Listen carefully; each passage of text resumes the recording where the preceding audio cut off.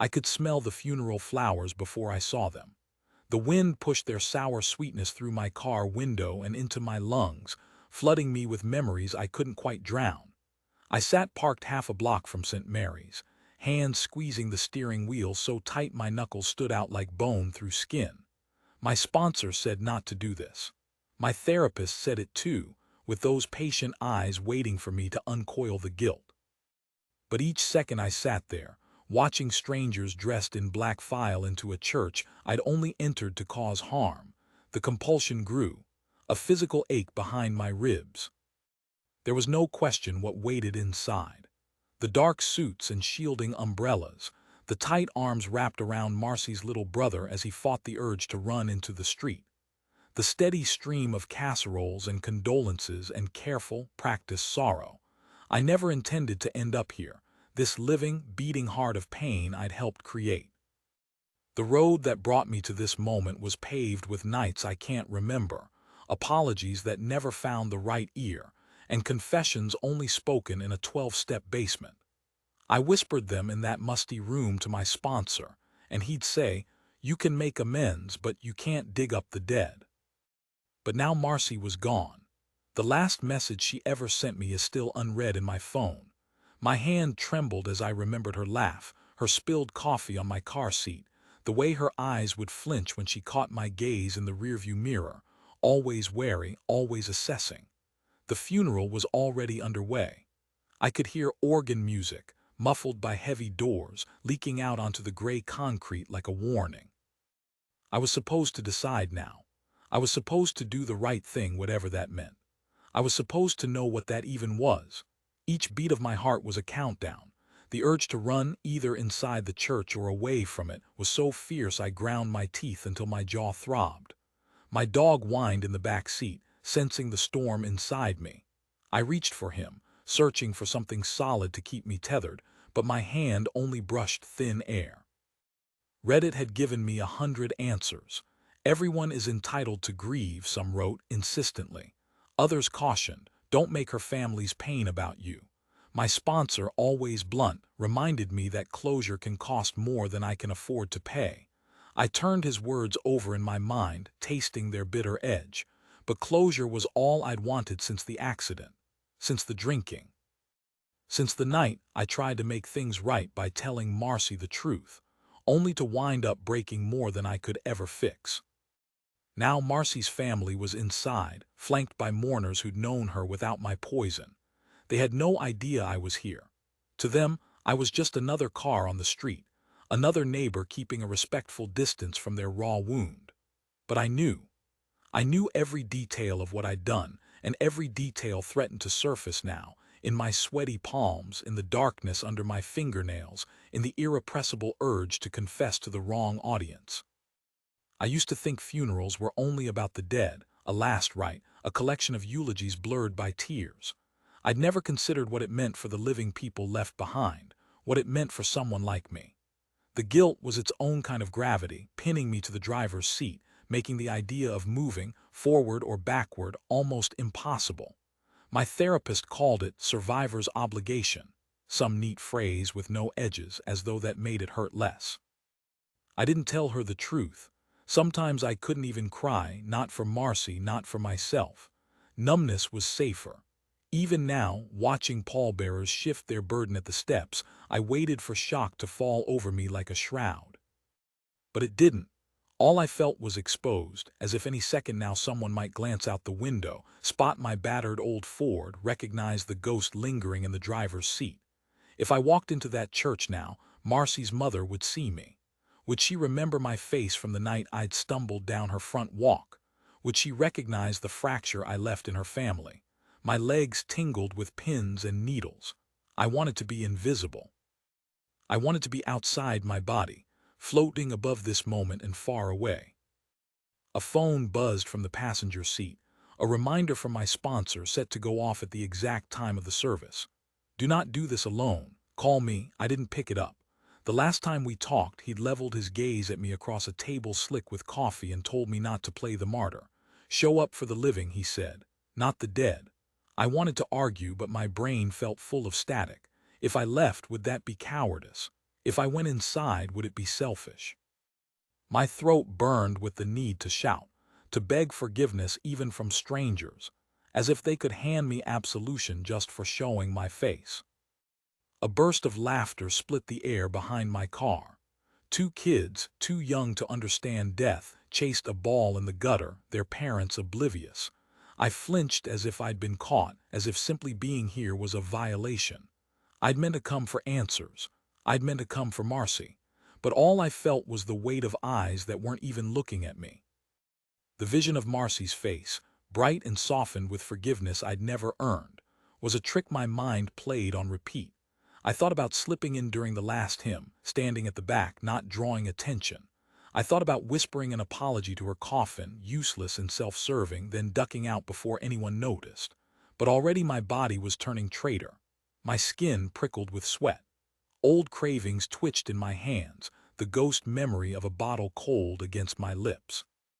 I saw a sign for an old dive bar down the street, its neon flickering daylight lies, promising sanctuary I knew would destroy me. I tried to focus on breathing, counting each exhale as if it might force a decision. 5 years sober, a lifetime left to pay off. Each breath was harder than the last. My dog whimpered again, pawing at the seat as if he felt my struggle more clearly than I could name it. In that moment, I wanted to disappear, to sink so deep inside myself no one could drag me out. Inside the church, the funeral marched on, a world away, yet only 30 paces from my idling car. I wondered if Marcy's mother would stand up and tell them about me, the shadow stalking the edges of her daughter's life. I wondered if anyone would care to know what happened the night Marcy locked herself in the bathroom to escape my drunken ranting. I wondered if her brother, the one clutching a stuffed bear outside the cemetery, would remember the look on his sister's face the night I betrayed her trust for the last time. Was it my grief or my guilt that burned so hot in my gut? By coming, was I seeking forgiveness or shoving salt in a wound left open for years? No one but me would ever know, a poison that lived in the space between my heartbeats. Every instinct screamed to end the agony, to burst from the car, storm the steps, and wail my sorrow at the pulpit. Instead, I stayed locked inside, frozen, powerless. My phone flashed again. A text from my sponsor, "You okay? Remember what's at stake?" The answer was too vast to fit inside the message window. What was at stake? My recovery, my sanity, but even more, maybe Marcy's family's only peace, bought at the cost of my silence. If I walked inside, would I ruin that too? Through the windshield, a woman's voice wobbled with an old hymn. I couldn't place the tune, but the words scraped raw, lost and found, lost and found. Was I lost, or did turning away grant me the possibility of someday being found again? The question wound tight in my chest, each repetition more painful than the last. Suddenly all I could think about was escape, the urge to drive until the city dissolved behind me, until the memory of this day could be drowned by the distant roar of the ocean. My world had collapsed to 3 choices: go inside and risk shattering everything, walk away and bear the weight of unfinished grief, or give up and relapse. My dog pressed his cold nose into my palm, grounding me enough for breath to return, shallow but insistent. The temptation to bolt, to either sanctuary or oblivion, was white-hot. I knew, with the clarity of an addict staring down his demon, that one wrong foot inside that church and I'd never come back. But even as I hesitated, a knot twisted in my gut. Somewhere inside the church, someone was saying her name. Someone was weeping my tears. I felt their grief pulsing against the glass, begging for air. And I knew, viscerally, that whatever choice I made would carve into me for the rest of my life. Another car door slammed down the block. The sound snapped like a judge's gavel. My phone rang again, vibrating against the plastic console, louder and more insistent than before. I could hear my sponsor's voice in my head, warning me about boundaries and consequences. But nothing prepared me for the tidal pull of memory and remorse, for the agony of knowing that the hardest test of recovery had nothing to do with drinking and everything to do with staying away. I was nowhere and everywhere at once, trapped behind safety glass and the burning wish to be forgiven. As the church doors burst wide and the first black umbrellas started to drift back to their cars, I felt my throat close. I did not know if I would get out of my car. I did not know if I would turn the key or throw it away. All I knew was that in this moment, the weight of healing and harm hung like a sword above me, ready to fall, no matter what I chose. After the world found out Marcy was gone, I did the only thing I had the nerve to do. I went online and spilled everything into a Reddit post. It was a confession disguised as a question. Should I go to her funeral, or would that only make things worse? I typed until sunrise, laying out all the jagged edges. The nights I spent drunk, the lies I told, the trust I'd shattered. Comment after comment poured in from other addicts, families touched by loss, people who had no idea what recovery was but knew what grief felt like. They didn't know me, but their advice hit deeper than I expected. Some called me brave. Most told me to let her family grieve in peace. Almost all agreed. My presence could easily reopen wounds that were just starting to scab over. I found myself rereading their words, chasing some kind of rule book that didn't exist. Some said healing meant showing up, facing the pain head-on. Others said sometimes loving someone means letting them go without demanding forgiveness. I never got to apologize to Marcy, not really. The last time we spoke, I was 2 cups drunk and making promises she no longer believed in. She just looked tired. I see that look every time I close my eyes. In my head, I replayed our story, as if telling it backward could unmake it. I met Marcy in an early support group, back before I understood how easily you could mistake pain for affection. She was kind but wary. She trusted only in pieces, gifts handed out like pennies. We smoked cigarettes after meetings, huddled under flickering streetlights, sharing silence more often than confessions. She never said so, but I could feel she saw my darkness. Maybe she recognized it from her own life. I wanted so badly to give her hope. Instead, I dragged her into my spiral. The night everything broke open, I barely remembered what I said. My sponsor told me later I'd been on a warpath, picking fights just to feel something besides shame. I called Marcy and she picked up, because she always did, even when I didn't deserve it. The words I slung at her, accusations, guilt, small cruelties designed to push her away, still echo around my skull. By the next morning, she'd blocked my number. After that, I couldn't find her at meetings. By the time I'd pieced my sobriety together again, she was a ghost flitting between old contacts and unanswered messages. There's no pretty way to explain what addiction does to your memory. Faces blur, timelines snap. Sometimes I remember Marcy's laugh so clearly it hurts. Other times all I recall is the way she recoiled from my touch the last time we met. It's like sifting through fog for something solid to hold on to. The guilt comes in waves, stronger and meaner when I think about how we left things. I kept telling myself I'd fix it, that there'd be time. But time for us ran out in a call I never got to make. That's why the funeral felt like a final test, and a punishment rolled into one. I started out believing that showing my face meant I could close the circle, say all the things I couldn't say before, offer her family the apology they deserved. But the closer the day crawled, the more I realized that maybe this was just another selfish urge. Maybe what I wanted was less closure and more absolution.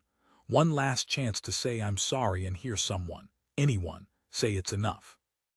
The night before the service, I read the original Reddit thread over again. Some people told me to go and stay in the back, a ghost among mourners. Others said not to risk reopening fresh wounds, that sometimes the best thing you can do is quietly step back and honor the dead in your own way. My hands shook as I scrolled page after page, hopping for a clear answer that never came. 1,000 regrets, one unfixable rift, and still the question haunted me. Was attending the funeral a way to make peace, or a way to satisfy my own remorse? Was there such a thing as honoring Marcy without dragging my shame into her family's grief? The echo of that question gnawed at me with every breath, growing louder as the dawn of the funeral day approached, and I knew the real reckoning was just beginning. Scrolling through the overnight flood of comments, I started feeling like I was being pulled apart by invisible hands. One reply would ease my guilt for a moment, letting me believe that paying my respects was natural, even brave. The next would hit like a sledgehammer. Don't go. Let her family grieve. I kept spiraling through each perspective, my brain turning their words into battle lines I couldn't cross without betraying someone, maybe even myself. Some people said that redemption comes from showing up. They wrote about funerals they'd attended for people they hurt, the awkward glances, the chance to stand at the back as proof they'd changed, or tried to. For a split second, I clung to those stories. Just being there might say what words never could. Maybe, by standing in that shadowed corner, I could offer Marcy's family a silent apology. But then the next scroll sent me reeling in the opposite direction. People are grieving, not looking for old ghosts, another wrote. Stay away. Don't make it about you. I pictured her mother's face collapsing at the sight of me, this bitter thread of regret winding through their loss. My chest tightened. I almost convinced myself to delete my post, to fold up inside my shame where no one could see me. Others offered compromise. Go to the cemetery when no one's there. Write a letter, light a candle, hold your own private memorial far away from the church's open wounds. Those ideas sounded so rational, almost clean, but also hollow. Would Marcy know? Would anyone feel my apology traveling through the cold, unhearing sky? Or was I just looking for an easy fix, a shortcut that didn't require facing the full weight of what I'd done? A few made it personal. They demanded more details. How bad had it gotten? What exactly did I do to Marcy? Some posts bled suspicion, as if the facts of my scarred friendship with her would tip the scale. Others, softer, replied with sympathy. Grief doesn't entitle you to harm, but we all grieve messily, someone wrote. Their words cracked me open. Was it still about Marcy's pain or just my aching need for closure?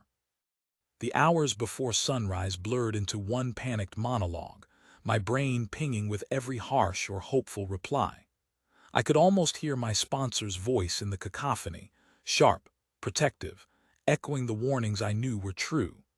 Each upvote or downvote felt like a courtroom verdict, strangers judging who I was without ever hearing the way Marcy said my name.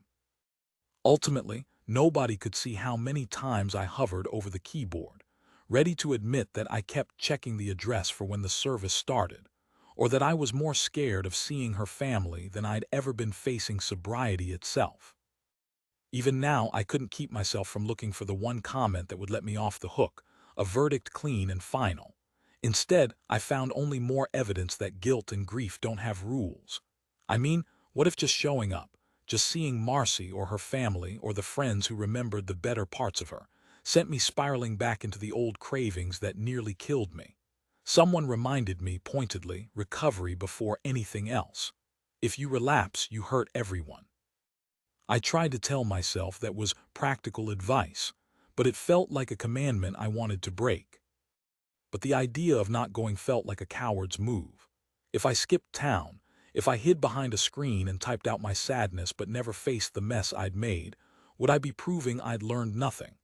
At the same time, I kept thinking about Marcy's mom, her thin, shaking hands the last time I saw her face. I imagined her confusion blooming into rage as soon as she glimpsed me, as if my very presence could contaminate the memory of her daughter. I didn't want to be that person, the one who stole even a fraction of their chance to say goodbye in peace. Each piece of advice, no matter how gentle or brutal, magnified the stakes in a way that left my nerves raw and my hands trembling. There was even a comment from someone who'd lost a sibling. They wrote about the ruined rupture when the person who'd caused their pain showed up at the funeral. All my fears crystallized there. You want to do the right thing, but sometimes the right thing is learning to sit with your guilt, not inflict it on others. The sky was just beginning to light when I finally shut my laptop. I could still hear the echoes of voices in my head. Go, stay, mourn, move on, blurring into the sound of my own pulse thumping out a warning. I lay there, waiting for some kind of peace to settle, but all that filled me was anticipation and dread. The room pressed in, close and breathless, and as the funeral hour loomed, the question of what I would actually do only grew sharper, hungrier, impossible to ignore. When my head felt too crowded with other people's opinions, I made myself call my therapist. I could hear the unease even in my own greeting, my words stuttering out fast, as if rushing would make the choice easier. I told her everything. Marcy, the funeral, the impossible pressure to show up or disappear, the way every online answer seemed to split me in half. She listened quietly, letting silence work its way between my sentences. The first thing she asked was whether I'd allow Marcy's family the space to grieve, and if I trusted myself not to make their day about my own pain. She didn't offer direct answers, just more of those gentle, maddening questions. Could I mourn Marcy without needing witnesses? What would attending truly accomplish for me? Redemption, closure, or another attempt to outrun guilt that would always find a way back? That session left me cracked open, uncertain but steadier. She reminded me softly that boundaries are loving, not just for others but for ourselves. Sometimes the bravest thing is to accept that some amends can't be made in words or actions. Sometimes you must sit with the ache. I brought the dilemma to my support meeting, needing to say it out loud, to people who understood the way regret can poison every decision. Most of them shook their heads or kept their gazes soft and distant, as if seeing something in me they recognized and feared. By the time I sat down with my sponsor in the church basement, I was a bundle of nerves wound so tight that I couldn't keep my hands still. He didn't sugarcoat it. He told me flat out, there are wounds you don't have the right to prod, no matter how sorry you are. If going to that funeral puts your sobriety at risk or opens up fresh pain for Marcy's family, then it isn't the right time, not for them and not for me. Don't romanticize self-destruction, he warned. Sometimes our greatest act of contrition is holding the line. The logic of recovery demands honesty, even when it feels unfair. I knew the truth beneath all the debate. My urge to prove myself changed was at war with the hard reality that true restitution sometimes means stepping back, not forward. My chest felt heavier for it, but somewhere in the middle of that ache, the path was beginning to show. Even so, as night approached and funeral day crept close, I was left with only the waiting and the desperate hope that I might resist the urge to break everything wide open again.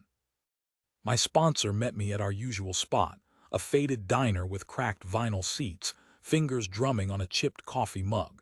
He didn't waste time on small talk. He just fixed me with that steady, unblinking stare and asked if I was already halfway out the door to Marcy's funeral. I tried to explain the gnawing need to be there, how I owed it to her, how maybe her family deserved to see that I was still here, still sorry. He shook his head, unmoved. You don't go for them, he said. You go to feed your own guilt, not to offer comfort. He said it sharp, no room for arguing. Then he told me what I dreaded most, that some scars don't heal just because you want them to, and showing up could make a fresh wound out of one barely closing. He reminded me how many times I'd let shame push me toward reckless choices in the past. That old familiar spiral into relapse always started with convincing myself I had to settle the score, finish the story, even if it meant burning myself down in the process. I tried to push back, but he cut me off. You walk through those doors and you gamble every step of your recovery. If you torch your sobriety for closure, who else pays the price? Not just you, but her family. You want to prove you're changed, then have the guts to uphold the boundaries they never got to set. His words gutted me. The air in the diner felt thick, like every breath was a test I might fail. He leaned in, voice low. Sometimes making amends is staying the hell away. You want real recovery. Protect the living, let the dead rest. I left still shaking, my sponsor's warning echoing in my head as the funeral loomed closer, every minute pressing tighter, my resolve starting to fray. The night before the funeral, sleep was out of the question. I stared at the ceiling, tracing the cracks that crawled across the paint like guilt through my brain. My sheets twisted around my legs, hot and suffocating, but I didn't bother untangling myself. Every few minutes I'd check the clock, telling myself there was still time to make a decision, still a chance to wake up and suddenly feel sure about the right thing to do. My mind kept replaying the last conversation with my sponsor, his words ringing in my head louder than I wanted them to. Sometimes making amends is staying away. It gnawed at me, and for every time I reminded myself of his advice, there was a surge of stubborn defiance. Why shouldn't I go, just to look at Marcy one last time, to face the consequences in person? Regret burrowed deeper the longer I thought, digging up old arguments and memories I hadn't touched in months. I got out of bed and wandered the dark apartment, the only sound my dog shifting and sighing as he watched me pace from his blanket by the door. I tried to journal, just like every counselor and sober friend had coached me to do. But my pen shook, and the sentences turned to confessions that stopped mid-thought. I found myself imagining the look on Marcy's mother's face if she saw me, a quick shift from confusion to horror, sadness twisting hard into anger when she recognized me standing in the doorway, an uninvited ghost. The thought alone made my heart pound. Desperation started creeping in as the hours dragged. I counted the pills in the bathroom, the ones left from a dentist appointment I'd never even finished, and then forced myself to lock them away. I checked the contents of every kitchen drawer, finding nothing stronger than cheap tea bags and old takeout soy sauce. The urge to numb out was real, heavy, and persistent, except now, under sobriety, there was no escape hatch. I kept coming back to the online advice, the therapist's steady questioning, the sponsor's threats of consequences. Each voice rang out with a different verdict, none of them comforting. Sometime after 3 in the morning, I packed a bag with things I thought I might need if I couldn't sleep at all. Journal, headphones, an old photo of Marcy accidentally tucked into a book years ago. I brushed the dust off the plastic and dared myself to look at her smile. All I could see was the space where trust used to be. I kept flipping through images in my mind. Her laugh after a late meeting, the way she stared out the window at the rain, the day she finally stepped away from me for good. It wasn't just sadness keeping me up. It was the raw fear that tomorrow would set everything back, that I'd ruin her family's day and lose my footing all at once. There were moments when the pressure almost broke me. I unlocked my phone and started composing a message to Marcy's mother, typing and deleting until my vision blurred. I almost convinced myself to explain, just once, just so someone knew that I mourned too. But my hands wouldn't let me finish, words trailing out into blankness. I wanted desperately to make sense of the pain, to balance my urge to be seen with the reality that my presence might not heal anyone but could devastate someone who'd already lost too much. The dog whined softly every time I let out a rough breath. His head rested on my knee, a small arc of warmth in a night that felt endless. I let myself cry, quiet and bitter, until the grief finally emptied for a while. Every hour closer to dawn, the decision felt less like a crossroads and more like a minefield. I played out every scenario I could imagine: the silent arrival at the back of the church, the hope that I could slip away unseen, the possibility that just standing there would swallow every inch of progress I'd made. Underneath the panic was a bitter clarity. Either way, I'd have to live with the fallout. Distantly, I hoped that tomorrow I'd have enough strength to pick the option that wouldn't tear my recovery apart or destroy whatever peace Marcy's family could find. The sky outside began bluing, hour by hour, and I realized I hadn't slept at all. The funeral was only a breath away. Every second that ticked by pressed my choice harder. I felt crushed by both the urge to go and the warning to stay away. As dawn crept across the floor, I knew the next hours would decide both how I kept my sobriety and how I honored Marcy's memory. Funeral morning blistered against my nerves before the sun was even up. My head felt hollowed out, vision swimming between the jagged pulse of what-ifs and the leaden weight of dread. I dressed on autopilot, sleep-stale clothes, shaking hands, and sat for a long time on the edge of my bed, clutching my phone like it might spit out a rule I could finally obey. The urge to move was a violent thing, clawing at my insides. My mind played every possible outcome in rapid, searing loops.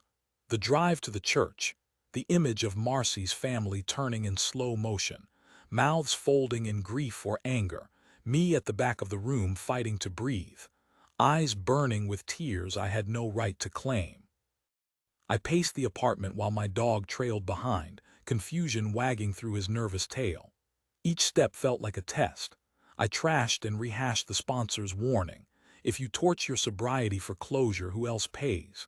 Then the memory of Marcy's smile, the smallness in her voice the last time we spoke, returned in a punishing wave. I wanted nothing more than to see her, even if it meant watching the casket close from the shadows. Still, every time I pictured setting foot on that church carpet, every thread of advice from the people who understood, my therapist, my sponsor, even strangers on the internet, rushed back to choke me with doubt. With the clock ticking down, every option hurt. Go and risk damaging more than I could control. Stay and carry the ache alone. The worst alternative, give in, drink, or score just to dull the razor-thin pressure, hovered over me like it always had in my darkest hours. I opened the cabinet where I kept the battered box of chips and tokens, reminders of every day I hadn't caved, and my hand shook over the 12-month coin. If there was ever a day to justify breaking, this was it. The thought was a poison in my blood, seeping into my marrow, tempting so close. By midday, the air in my apartment felt thick and wrong. My breathing went jagged. I thought about how easy relapse would be. Slip into a liquor store, hand trembling over a bottle, one slip and it all comes apart. The relief would be instant and absolute, until the days after when every thread of progress, every pledge to honor Marcy by staying clean, turned to ash. I stared into the bathroom mirror until I couldn't recognize my own face. It was the dog that startled me back, nosing my palm, eyes clear and steady. Something in his quiet patience made me realize I needed to make a choice, any choice, before the tide swept over. I hooked his leash, numb and mechanical, and walked him to the car. The funeral service had already started by the time I hit the road. The freedom to drive anywhere was almost a torment.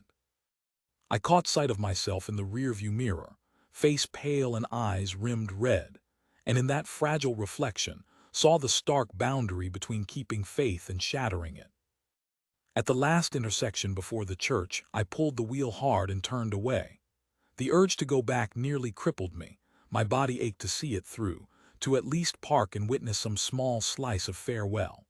But I kept driving, hands white-knuckled, breath shallow and unsteady. I watched the church's spire vanish in my rearview and felt the lost tear through my chest, sharp and clean. Instead, I steered myself and my dog to the nearest stretch of beach. The sand was cold, wind roaring, the sky a color that looked like mercy. I let my dog off the leash and forced my feet forward, trying to match his loping, aimless energy. The pain didn't lift. Grief sat heavy, almost unbearable, but in that bleakness I found the smallest seed of resolve. I wasn't running, not from the funeral, not from Marcy, not from responsibility. I was choosing something different. My sponsor's voice echoed across the water, protect the living, let the dead rest. On the beach, among the indifferent gulls and biting wind, I whispered a goodbye to Marcy, not for an audience, not even for the chance to forgive myself, but because I had to. I let the waves churn around my ankles, grounding me in the choice I never wanted but knew was right. Every moment away from the funeral was agony, but it was also a promise. As the sun began to dip and the tide threatened to swallow all my words, a new uncertainty loomed, cold as the salt air. What comes after letting go, and could I stand that silence long enough to heal? I left the city with my dog beside me, the kind of escape that feels desperate and holy at the same time. The streets were mostly empty, church bells echoing on the wind, each toll an accusation I couldn't dodge. I drove in silence, hands locked at 10 and 2, aware of every heartbeat, each breath scraping through my throat like unfinished apologies. My chest tightened every time I thought about Marcy's family gathered together, the weight of their grief thick in a room I was choosing not to enter. My dog kept glancing at me like he sensed the whiplash of my thoughts, his eyes wide and patient. I rolled down all the windows, letting the bite of cold air hit my face, the smell of exhaust and dew pulling me further away from the funeral and its ghosts. With every mile, the decision to protect myself and stay away changed from a guilty self-preservation to something like fragile defiance. I took turns too hard and pulled off the main road earlier than I should have, gravel popping under the tires as the horizon began to widen. The city fell away behind me, replaced by sprawling fields and the desperate, bright promise of water. The radio played a song I hated, and I let it go, something about loss, about memory. The lyrics crawled beneath my skin, needling all the places grief couldn't reach. At the first sight of the gray beach, I parked so abruptly my dog lurched forward and gave me a startled look. He pressed up against my arm, nuzzling at my hand until I managed a shaky smile. Without asking for permission, he was already out of the car, tail high and wind-lashed. I followed slowly, my body heavy with sleeplessness and the kind of dread that lingers long after a nightmare ends. The sand was colder than I remembered. It sucked at my shoes with each step, grounding me in the present whether I wanted it or not. My dog tore wild circles around the driftwood and kelp, barking at the gulls as they screamed overhead. There was freedom in his movement, a reminder that joy existed, untethered from regret if only for a few scattered seconds. I breathed in the salt, the sharpness of brine and rotting seaweed, the distant sting of a bonfire from farther down the stretch. The waves were loud and endless. Each crash blurred the edges of my thoughts until the spiral about Marcy, about my right to mourn, started to soften. I stood by the water's edge and let the tide run over my sneakers, cold threading up into my bones. The ache in my chest shifted shape. It wasn't lessened, but it was different out here, streaked with the relief that I hadn't broken my sobriety, hadn't risked hurting Marcy's family more than I already had. Tears came without warning, mixing with the fine spray of the surf. I let them fall. No audience, no need to hide. My dog padded over and pressed his weight into my legs when the shaking got bad. I buried a hand in his fur, holding onto the warmth and quiet steadiness he offered. It was the kind of comfort I'd spent most of my life refusing to accept, afraid that I didn't deserve it. We stood that way for a long time, the only conversation the slap of water and the scratch of wind pulling at my sleeves. I thought about the stories I'd read the night before, the stranger's warnings about not making the funeral about me.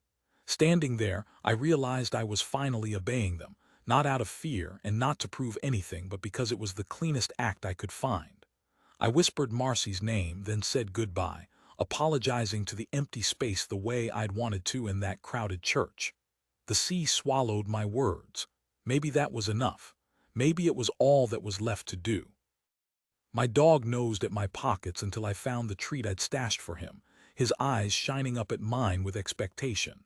I let him chase the wind while I watched the sun stagger its way up the sky. The longer we stayed, the more I noticed the details around me, the sound of pebbles shifting under each tide, the sharp tang of seaweed, the dart of tiny birds low across the sand. Every sense felt raw but alive. By the time the funeral would have let out, I was still on the beach, shoes soaked, salt stiffening my face. My phone buzzed with a flood of unread messages, none from Marcy's family, none from anyone who could alter the pain. Just the same relentless world still moving. As I slid the phone back in my pocket, I felt the line between self-forgiveness and selfishness thin to a single, trembling breath. Somewhere out there, someone might see my absence as weakness, or as mercy. I didn't know which version would win out. And beneath everything, I dreaded what the weight of this decision would feel like when the world went quiet again tonight. After the beach, after the breathless salt wind and the helpless goodbye, I sat in my car for a long time with my hands wrapped around the steering wheel, staring at nothing. My dog rested his chin on my knee, and for the first time all day, the trembling in my hands had finally slowed. But inside, I was still circling the same question, spinning it over and over. Should I reach out to Marcy's family and offer something, anything, to show them that she mattered to me, that I still cared even now? Every part of me wanted to call, to write, to explain. I ran through the words in my head, drafting messages and then shredding them instantly, my mind buzzing with all the ways it could go wrong. I pictured Marcy's mother answering the phone, her voice hoarse from grief, having to hear my name on a day already flooded with sorrow. I imagined the pain I might cause, the confusion, maybe even anger. No matter how carefully I shaped my apology, it would pull focus from their loss to my regret, not compassion, but another sort of intrusion.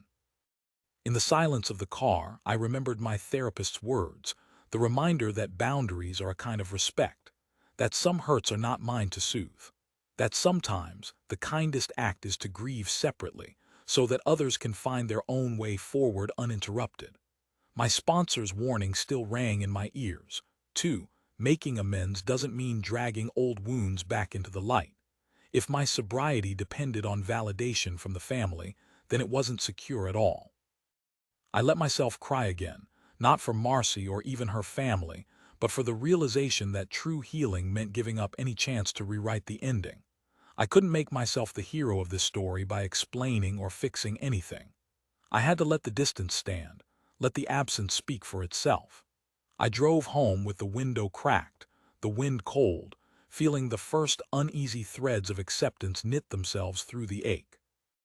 I wasn't sure the choice would ever feel like enough, but even as I unlocked the door and let the dog race inside, I could tell that for the first time the pain was shifting, no less sharp, just cleaner, easier to carry alone. The hardest part still loomed ahead, learning to live with the silence I'd chosen and wondering what tomorrow would bring.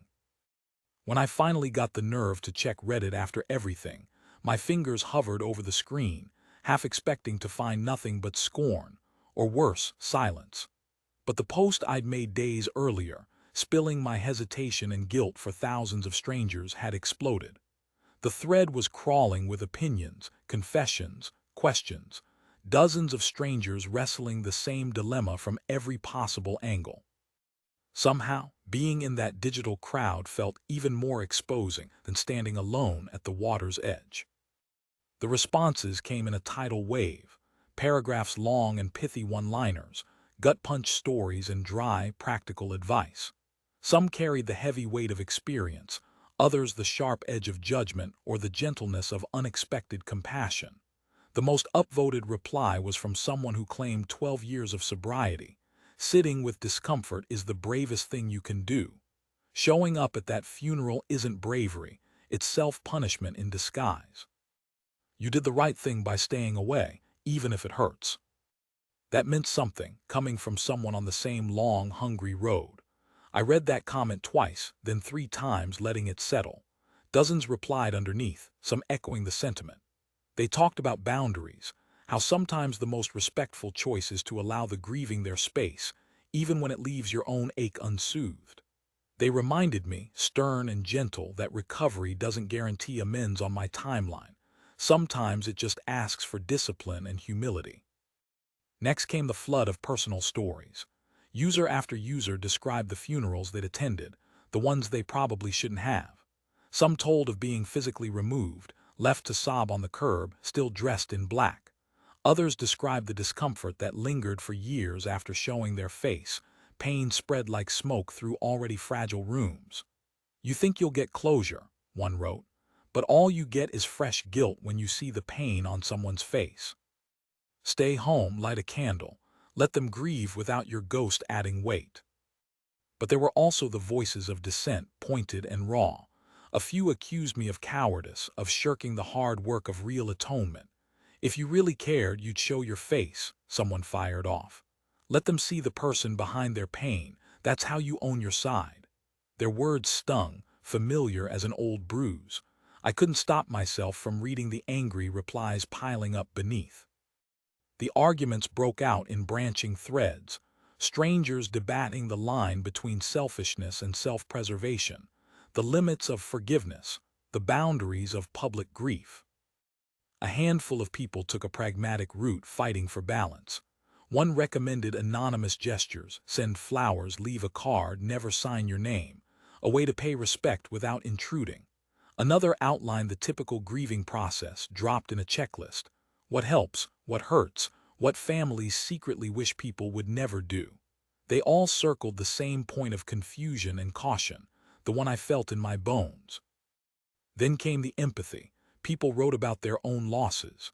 They told me about siblings, partners, friends taken before apologies could be spoken out loud.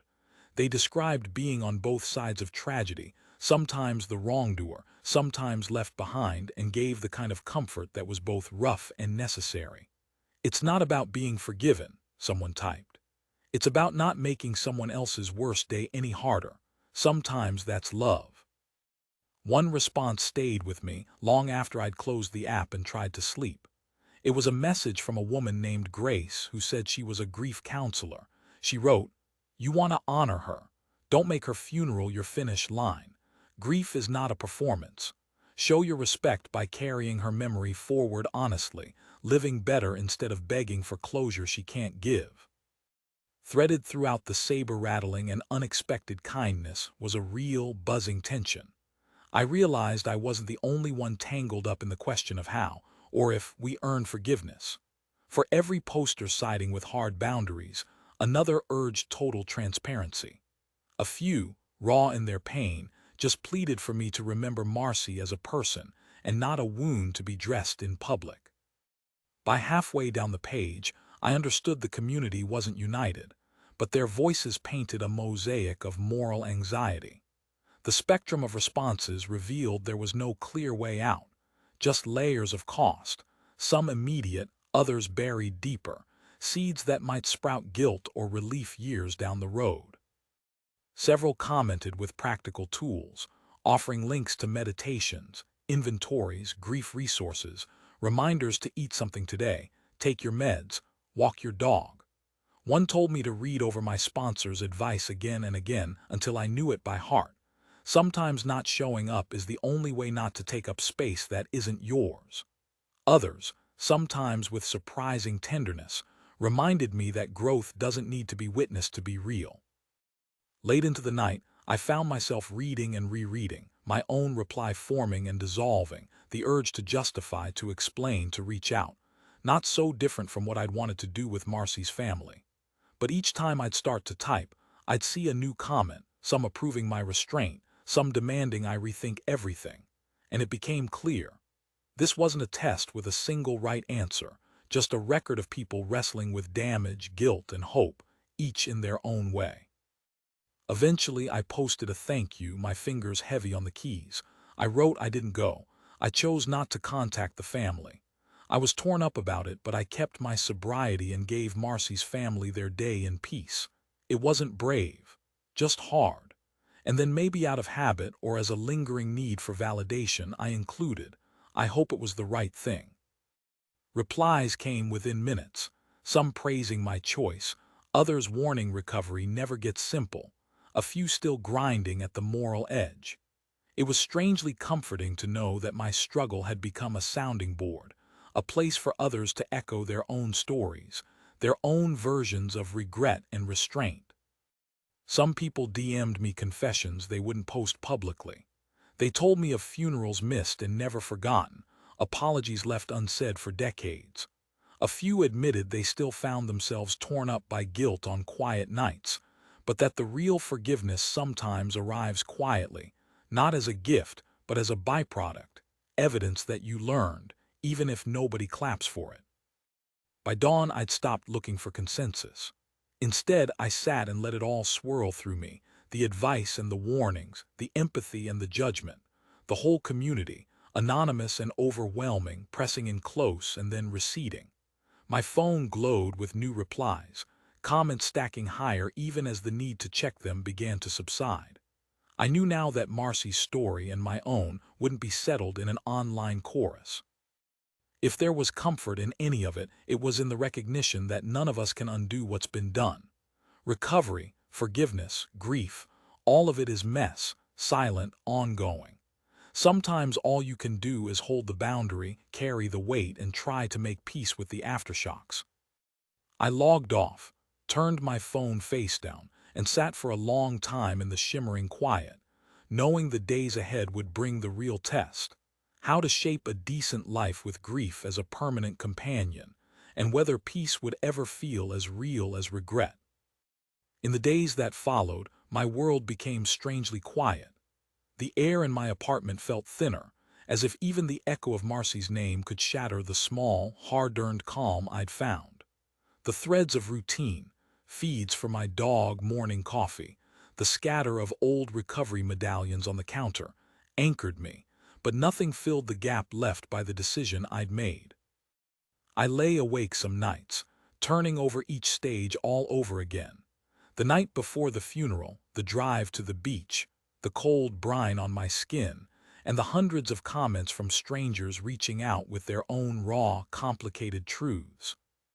Somehow I expected relief after the funeral passed, but what grew instead was uncertainty, a strange ache that flickered between new guilt and old peace, a tug-of-war between my desperate wish for closure and the knowledge I would probably never get it, at least not the way I thought I needed. The sadness would catch me at odd hours, sharp as ever. I'd hear a certain chord in a song or catch myself saying her name aloud, the way I might when speaking to an empty room. Marcy existed in my memory differently now, no longer the person I'd wronged, but a constellation of moments I was responsible to remember honestly, not just as regret. Therapy didn't offer a miraculous answer. My therapist met each question I brought with the same patience, that quietly insistent encouragement to sit with the feeling a little longer.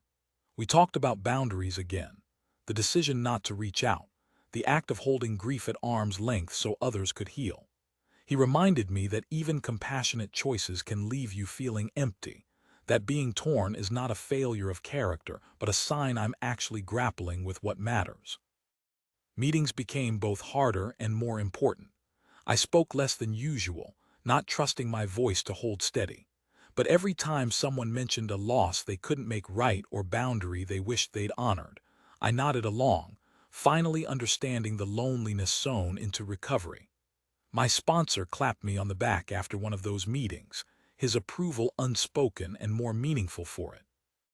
Maybe he saw the exhaustion in my face, or maybe he understood that sometimes the hardest step is the one that keeps others from falling. I kept coming back to the endless scroll of messages and stories from Reddit. Some I read again and again, drawing comfort from the reminders that healing is slower than regret, and that you can do the right thing and still feel broken over it. Their words stuck with me, those who'd chosen to stay away, those who'd gone and carried guilt, and those who'd lost all chance for closure at all. Together, they formed an answer that grew more real than any single piece of advice. Sometimes the best we can do is carry each other's burdens, even just through shared words and silent witness. That was its own kind of forgiveness, I started to think, not freedom from the past, but companionship in the struggle forward. My dog became my emotional metronome, pulling me away from spirals when they threatened to swallow me. On walks, he barreled ahead without hesitation, tail a pennant against the wind, as if daring me to keep up. His faith in the next step, the new smell, the next patch of sunlight, became my lesson. Life after Marcy's funeral wasn't about rehearsing my regret or waiting for some external benediction. It was about movement, about choosing each hour to stay clean, to let other people's grief be theirs, to find gratitude for the community that caught me when I faltered. There's a persistent myth in recovery that closure is a concrete thing, that once you make the right sacrifice or gesture, the past will settle itself neatly. The truth is far messier. Each day is built out of unanswered questions. Did I do enough? Did I do too much? Would Marcy have wanted me there, or was my absence another wound I'll never be able to name? There's no forum, no meeting, no therapy session that offers the perfect answer. Instead, there's quiet and the work of living inside it. I know now that I'll carry reminders of my choice far longer than any 24-hour chip. What calms me, though, is that I didn't have to do it alone. If you, whoever reads this, are in the same place, torn between atonement and restraint, know that you're not alone either. Sometimes healing is an unfinished act. Sometimes mercy looks like staying away. And as I sit here, typing out the end of this update, I'm aware that closure may not look like what I once wanted. The next step is just a breath, a foot forward, a promise to keep moving with the pain, not in spite of it. I'll look for meaning in the ache and hope that someday the question of what's enough will feel lighter, or maybe not matter so much at all. Even now, as night settles in, I can't help but wonder what shape forgiveness will take next, or whether some wounds are meant to be carried, not cured.